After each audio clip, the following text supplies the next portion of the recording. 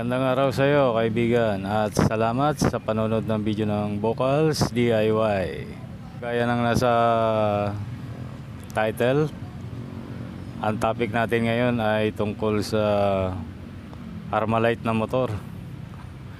Magtataka kayo kung bakit Armalite na motor, pero sa mga nagsisingle, medyo hindi ganong mararanasan ito, no? At unless siguro sa katagalan na.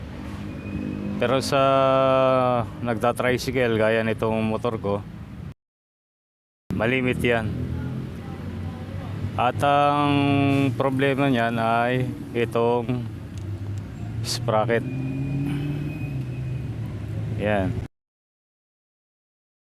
So pagpasensya nyo na kung bakit parang puro ulo ang nakikita nyo, kasi sa totoo lang, nakaubad talaga ako ngayon habang gumagawa dahil napakainit. Yan, kung mapapansin nyo, yan yung pilahan namin. Napakalinaw. At ang kalangitan, doon na blue.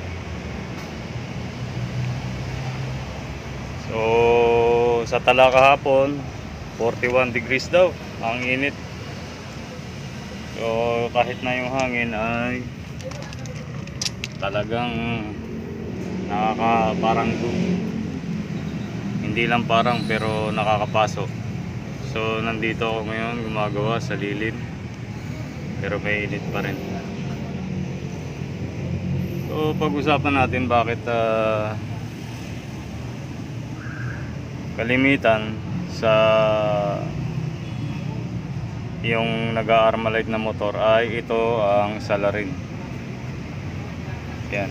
Bakit ito ang naunang mapuputput kaysa doon sa rear sprocket? Well, obviously ito kasi yung namamwersa eh. Ito yung engine sprocket. So ito yung namamwersa, hinihila niya lang yun.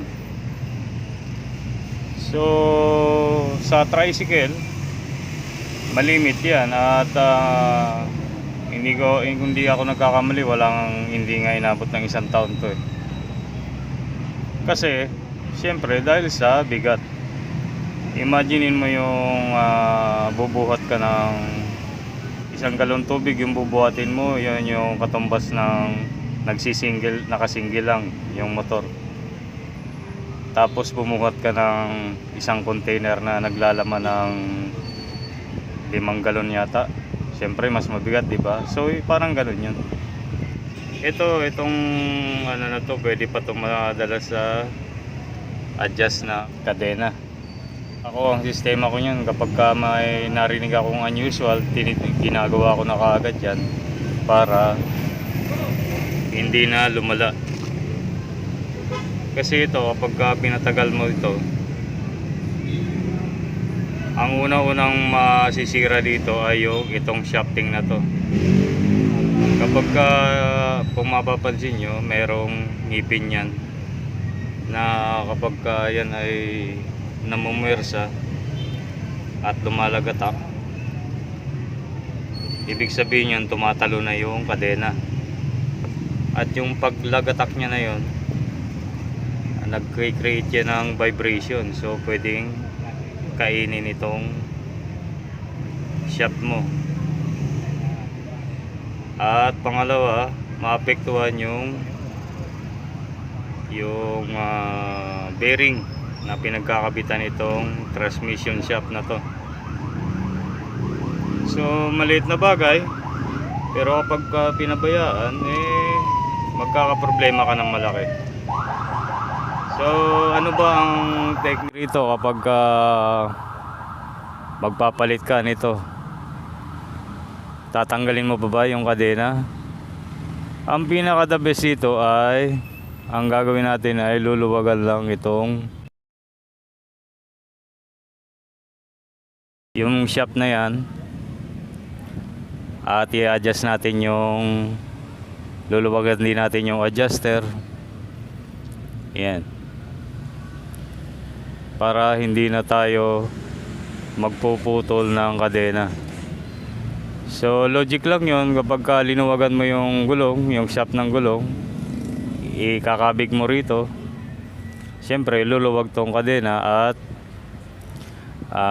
pwede na nating tanggalin yung sprocket nang hindi na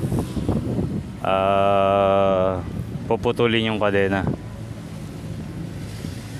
So hindi ko na ipapakita sa inyo para hindi na umaba ang video, at saka wala rin akong tripod. Wala nga sana akong balak na video nito, yun, nalinis ko na kasi maliit na, parang napakasimple lang eh, pero ang impact niya na malaki. Yun nga yung agaya ng sabi ko sa inyo, pwedeng mapudpud ito kapag pinabayaan nyo. Okay, so luwagan ko na to, pinakaihi at saka adjuster, sinagad ko muna. Yan. Yan, kabilaan, at itinulak ko tong gulong papasok para lumuwag itong kadena. Tapos sa barako natin ay alin ang bolt. So gumamit ako nito, size 5 ito eh. Yan. Tapos 8mm na close, pasok mo lang yan. So maluluwagan mo na to, at pwede na nating tanggalin. Oops.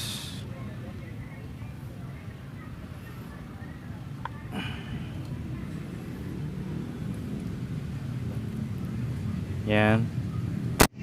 Tapos yung lock. Yan. At pwede na nating tanggalin yung sprocket.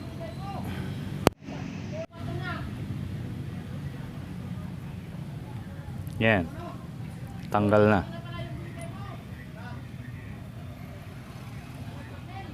Kagaya ng nasabi ko kanina, ito pwede pa to eh, kung higpitan mo lang yung kadena.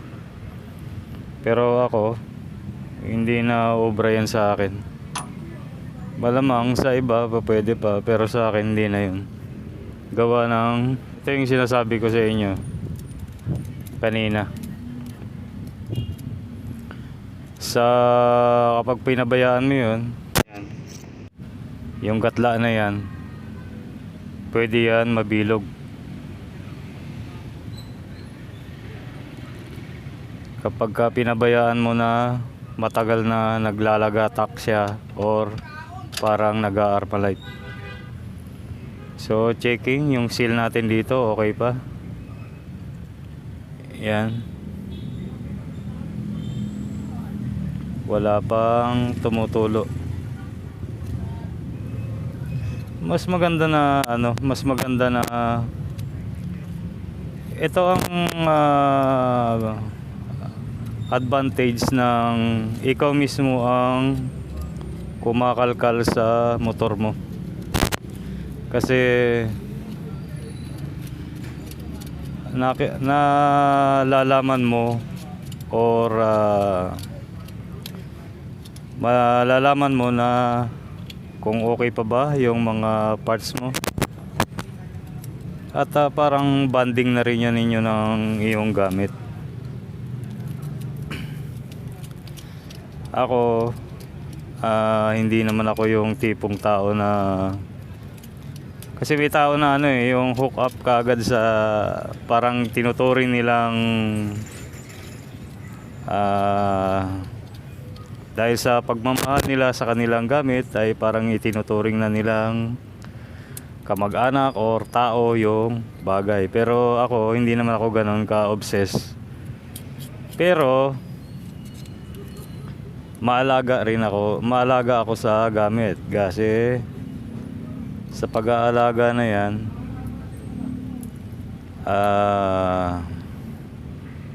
Ang target ko kasi yung makatipid ako eh. Yung hindi ako gumagastos ng malaki. Para maiwasan gumastos ng malaki, maliit na bagay pa lang ay ayusin na kaagad. Okay, so ito. Malinis na. Hindi na natin yan papuputiin. Ganyan lang mag-maintenance ito. Hindi mo naman kailangan na labas na labas yung bakal. Kasi pumapasada ito, isang pasadahan mo na lang, nakapit ka agad yung dumi. Importante, nalilinis mo siya. Yan. At meron na ako ritong pamalit. Yan. Hindi ko na sasabihin kung anong brand kasi obvious naman na local lang, ano lang ito, imitation. Mapapataas ang gila nyo kung bakit imitation ang gagamitin ko. Well, sasabihin ko sa inyo na sa inyo yan, pero sa akin okay lang yun. Para sa akin okay lang na imitation basta sa labas ng mga ng motor. Pero pagka panloob na piyesa ng motor ay ibang usapan yan. Kailangan siyempre original ang gagamitin. Pero dito sa mga panglabas, kagaya nitong eto, hindi namang original to eh. May mga option ka na ano, basta mga panlabas. Pero kapag ka sa loob, obligado ka na kailangan original ang gagamitin mo.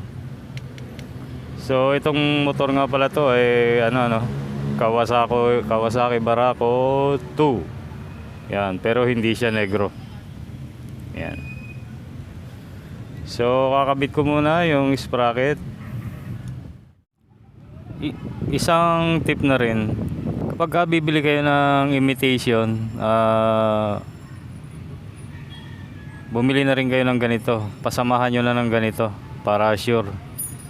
Para example, nasa malayo kayong lugar, malayo kayo sa bilihan, kapag bumili kayo ng rear sprocket, samahan nyo na ng ganito, lalong lalo na kung imitation. Ito yung lock. So ito yung tinanggal natin. Ito yung lock nya kanina. Yan, akmang akma. Teka,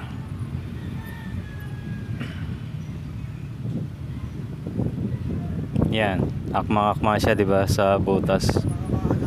Pero nung kinakabit ko na rito sa bago, hindi siya magkasya. Kasya siyang pumasok pero hindi siya papasok doon sa butas. Well, experience na rin naman ako sa ganyan, kaya nung magpalit ako ng ibang sprocket, itinabi ko rin yung kanyang dating lock. Yan, kung titingnan niyo, yan, hindi siya mag-akma dito sa tinanggal natin. Pero ito, aakma siya rito sa bago nating binili. Yan, ipapasok ko muna. Yan. Yan. Yan, kaya ang tip ko sa inyo, kapag bibili kayo ng imitation, samahan nyo na kaagad ng lock. Yan. Kasi dalawa ang klase sa imitation ang lumalabas nito. Ito imitation din to eh. Merong isang ganito at yung isa ganon, makipot. So buti na lang na itago ko pa to, itong isa na to. So hindi na ako bumili. So ito, itatago ko rin to, yung lock na to. Kasi hindi obra na walang lock yun. Kung sakali. Kaya kung malayo kayo sa bilihan, bibili kayo ng engine sprocket, samahan na kagad ng ganito, yung lock nya. Okay, so ikinabit ko na. Tapos na tayo. So hindi ko na pinakita, no. Dali lang naman sa kayang-kaya nyo na yun. Isa pang tip, itong kadena sa pag-a-adjust natin, dapat ito po ay mayroong at least 1 inch na play. Kasi kung higit na higit, masasanay kayo ng higit na higit ang pagkaka-adjust, ay unang-una madadali yung damper mo rito, luluwag yan. At ang pangalawa ay yung damper doon sa loob ng inyong clutch assembly. Siguro sa ibang pagka may pagkakataon, tuturo ko sa inyo yan, yung pinagpapalit na damper doon sa clutch lining. So sa simpleng adjustment, may mga problema tayo kapag hindi natin nasunod yung tama. So 1 inch ang play nito. So at ako'y nakadamit na rin. So asahan na lagi tayo mag-upload ng mga video. Pagpasensya na kayo kung mga basic lang yung na-upload natin. Pero ganun pa man, basic, lahat ay dumadaan sa basic. Hindi ka pupunta sa advance kung hindi mo alam ang basics. Kaya sa iba, basic lang ito, pero itinuturo ko nga sa inyo sa abot ng aking makakaya kung ano yung magiging mga problema. So thank you guys, salamat. Thank you na, salamat pa. Pag nagustuhan ng video, please subscribe, then pakipollow ako sa aking Facebook page, Man with Jacob Trade. Ingat tayo, napakainit at samahan pa ng COVID, so ingat tayo lagi. God bless. See you on the next episode.